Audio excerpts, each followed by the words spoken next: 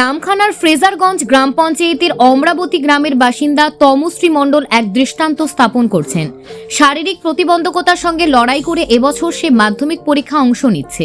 তার উচ্চতা মাত্র 2.5 ফুট এবং 100% প্রতিবন্ধী। হাঁটাচলা করতে না পারলেও মায়ের কোলে চেপে রাজনগর বিশ্বম্ভরপুর হাই স্কুলে পরীক্ষার জন্য এসেছিল সে।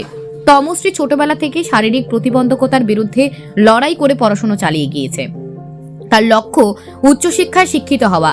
সারাদিনে বেশিরভাগ সময় বিছানায় শুয়ে কাটালেও তমশ্রী নিরন্তর শিক্ষার পথে এগিয়ে চলছে। বাবা মায়ের সহযোগিতা এবং স্কুলের শিক্ষকদের সংগতিপূর্ণ সহায়তায় তমশ্রী এখন মাধ্যমিক পরীক্ষার্থী। তমশ্রী নিজে বলেন, আমি অনেক লেখাপড়া করতে চাই, এটা জীবনের প্রথম বড় পরীক্ষা। কিছুটা ভয় তো রয়েছে, তবে প্রস্তুতি ভালোভাবে নিয়েছি। স্কুলের বন্ধু বান্ধব ও শিক্ষকেরা সবসময় আমাকে সাহায্য করেন। একজন শক্তিশালী ইচ্ছাশক্তির উদাহরণ তমশ্রী সমাজে নতুন প্রেরণা জুগিয়েছে। Bureau report, news prime times. খুবই নার্ভাস লাগছে। কেন? জীবনে ফার্স্ট এত বড় একটা এক্সাম দিচ্ছি, তাই একটু তো নার্ভাস লাগছে। জীবনে কি করতে চাইছো? এখনও সেরকমভাবে কিছু ঠিক করিনি, কিন্তু চিন্তা ভাবনা আছে অনেক দূর পর্যন্ত পড়ার, তারপরে ঠিক করবো কী করা যায়। সবার সঙ্গে বসে পরীক্ষা দিচ্ছ? একই বেঞ্চে বসে? হ্যাঁ হাই বেঞ্চে বসে? হ্যাঁ। কোনো সমস্যা হচ্ছে না? না, তেমন কিছু সমস্যা হয় না, আমি ওরকমই ক্লাস করতাম, যেহেতু এই জন্য অতটা সমস্যা হচ্ছে না। এমনিতে সবাই সহযোগিতা করছে, টিচার থেকে শুরু করে ফ্রেন্ডরা সবাই। তোমার নাম? তমশ্রী মণ্ডল।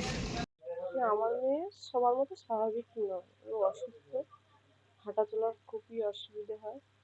অসুবিধা বলতে হাঁটতেই পারে না, হাঁটাচলা করতেই পারে না। আমরা কোলে করে নিয়ে স্কুলে বসিয়ে দিয়ে আসি। স্কুলের স্যাররা খুব হেল্প করে। স্কুল ছুটির সময়ও ফোন করে বলে দেয় যে স্কুলটা ছুটি হয়ে গেছে, যে নিয়ে যান। অনেক সময় স্যাররাও হেল্প করে, কোলে করে নিয়ে যায় বা এইভাবে করে। নিজের থেকে তো হাঁটাচলা করতে পারে না। পড়াশোনা কেমন যায়? মোটামুটি আমি মা হয়ে আর কি বলবো,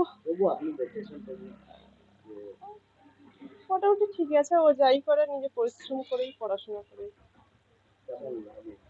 আমার ভালোই লাগে। এমনি আমার মেয়ে খুবই শান্ত। এমনি পড়াশোনা ছাড়াও ওর আগে একটা দিক আছে, যেটা ড্রয়িং করে, ড্রয়িংয়েও খুবই ভালো।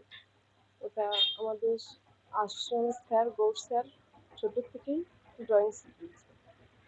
ড্রয়িংয়ের দিক দিয়েও ও খুব ভালো। আমার মেয়ে 3বার ব্লক চ্যাম্পিয়ন হয়েছে ড্রয়িংয়ের থেকে। এমনি যেটা করে ও নিজের থেকেই করে। কালকে তো বাংলা পরীক্ষা ছিল, বাংলা পরীক্ষা ওর ভালোই হয়েছে, কিন্তু ওর তো হাতে পায়ের পুরো শরীরের সমস্যা, কিন্তু মাথার মানে ব্রেনের কোনো সমস্যা নেই। তো ওর জন্য লিখতে গিয়ে ওর হাতে কালকে খুবই, বাংলায় তো খুব লিখতে হয়েছিল, তাই লেখার জন্য ওর হাতে ফসকা হয়ে গেছিলো। আজকে ব্যান্ডেড লাগিয়ে ওর লিখছে। আজকে তো ইংলিশ আছে, এবার কীভাবে লিখবে ওর নির্ভর করে। ওর খুবই কষ্ট পড়াশোনার দিক দিয়ে। আপনার সঙ্গে থাকে নিয়ে খুব জীবনে কতটা প্রতিষ্ঠিত বা কোনো কিছু যাওয়ার কিছু বলে? বলছেন কি? মেয়ে তো সর্বদাই আপনার সঙ্গে থাকে। হ্যাঁ হ্যাঁ আরো প্রতিষ্ঠিত হওয়ার জন্য কোনো কিছু চেষ্টা করতে বা কিছু বলে?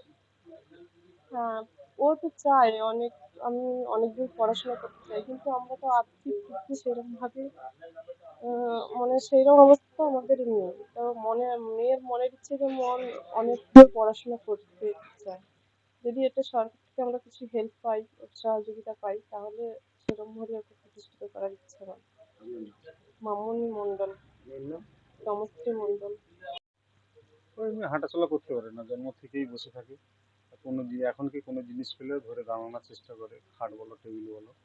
ও ছোটবেলা থেকেই কোলে করে, ও আমি কেন ওর মা কেন সবাই কোলে করে নিয়ে যাওয়া আসা হয়, সাইকেল বা কোনো সময় বাইকে, যখন যেরকম পারে নিয়ে যাওয়া আসা হয়।